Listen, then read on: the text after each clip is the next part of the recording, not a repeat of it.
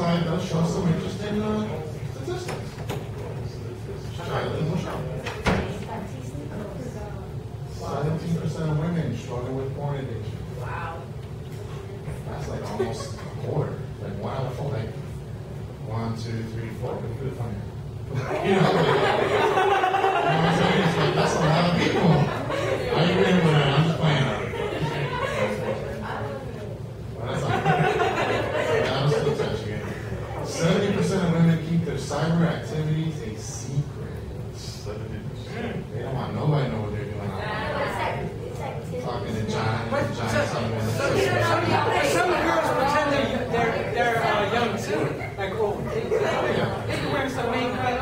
The last one is crazy. The last one is you need to check yourself. 13% of women admit to accidentally porn at work. Are you crazy? Are you crazy?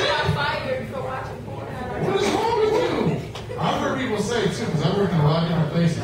Well, this is my computer. They shouldn't be looking at my computer. This ain't your computer. You didn't pay for that computer. That's the company's computer. Right. They'll be like, I recommend it. And they got network people that can see everything everybody's doing. They can see what website you've been on. They can read your emails. They see everything you're doing. You know, a teacher at my school got fired because he was Mr. Trinidad porn and he was a girl swim coach. Ew. Crazy. Oh. Crazy. I know somebody here somebody that goes to this church that used to work for a doctor, and he was in his office looking at porn all day long. That's like patients are waiting for him, and he's looking at porn. What's wrong with you? I'm glad I didn't.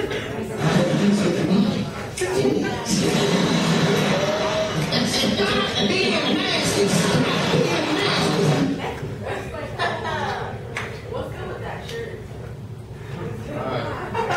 Pornography is not about real human sexuality. It is a dehumanized, synthetic version of sex that eliminates love, honor, dignity, true intimacy, and commitment to a stop. If you're looking at people doing it online and all that stuff, those people are not married. They don't love each other. They're just doing it for money. What deer? Oh. Everybody look at the deer. Everybody look at the deer.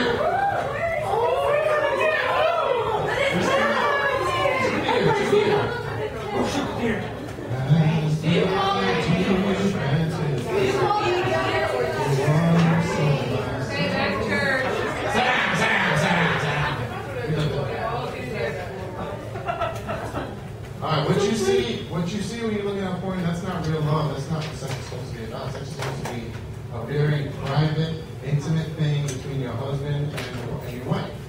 It's not supposed to be doing everybody here and there like dogs on the street. It's supposed to be between a husband and a wife. That's the way God set it up. If you don't believe it, don't talk to me, talk to God. If you want to set it up, ask me. Start with me. Sex is supposed to be a private thing between a husband and a wife, not between everybody and their neighbor. Stop being nasty. What does the Bible say about pornography? The Bible talk about pornography? Let's see where my head is going with this.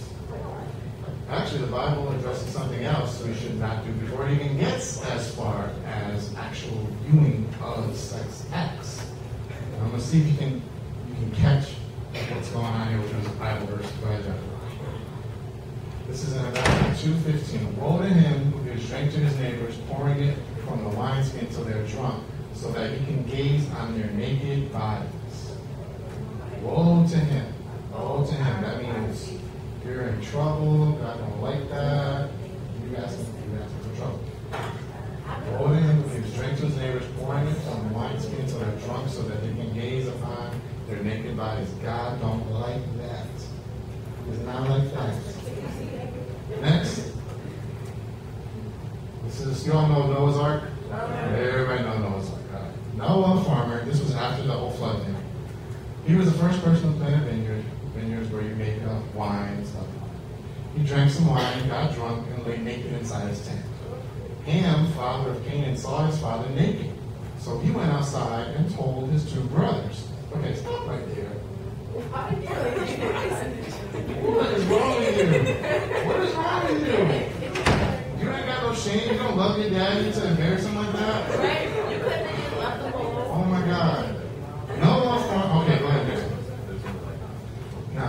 Japheth, these were the other two sons who didn't see their daddy butt naked.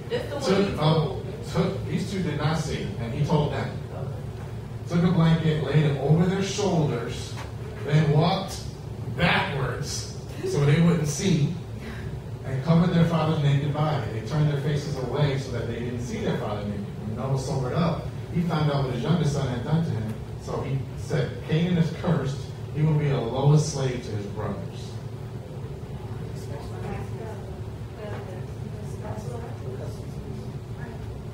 That's the second time we brought up naked. Here's the next one. Do not approach my altar. This is something to the priests. God told the priests. Do not approach my altar by going up steps. If you do, someone might look under your clothing and see your nakedness. Because you know they wear them robes, right? It's just like a girl wearing a dress. Oh, no. He said, don't do that so you can't see your nakedness. What's the next slide? What's the one thing all three of these sections of scripture have in common? Naked. Is nakedness cool with God? No. Nakedness is apparently not cool with God. He does not like that. Now, to watch porn, you gotta see people that's naked. So, if you're making a connection, is God cool with porn? You can't be cool with porn. You can't be cool with porn because you don't want nobody looking at anybody naked. That should be a husband and a wife thing, or maybe change that. Next slide, please. God does not want to see anybody naked, let alone having sex for goodness sake. So, how does God feel about people having sex with people who they are not married to? Let me say this. Say you have sex, and you're like, well, I ain't married, and they're not married. Do you plan on getting married one day? Maybe? Most of us maybe will say yes. You think someday in the future you might get married, maybe one day. The people that you slept with, do you think they might one day get married too? So you have slept with somebody else's husband or wife. Just early. But you did it. You did it. You see what I'm saying? How ain't cool with that? You're not supposed to do it. Alright, next slide. Now this is hardcore. This is Old Testament. We're in New Testament. Things are different now. But this is how God was serious about this. If a man is caught having sexual intercourse with a married woman, both the man and the woman must die. You must get rid of this evil in Israel. God, in the Old Testament, you know how God was all like, it's nice in the New Testament, but in the Old Testament, he did not play games. If you slept with somebody and you were married to them, you were stoned. You were stoned. God does not like this. He does not like it. And you're sitting there looking at people doing the nasty on the computer. What? God don't like that. He does not like that. What's wrong with this picture? Keep your tongue. Keep your tongue right there. It looks like he's looking at the stars. Yeah, that's what I know you. Did you put that there, like Photoshop it? No, I got it from the Bible website where I put all this stuff out, actually. Somebody did that say that's David and Bathsheba. David was the king of Israel, and he saw Bathsheba taking the bath. I don't know why she was out there all taking the bath from the world to see. And apparently he's like, well, I'm the king, I do whatever I want.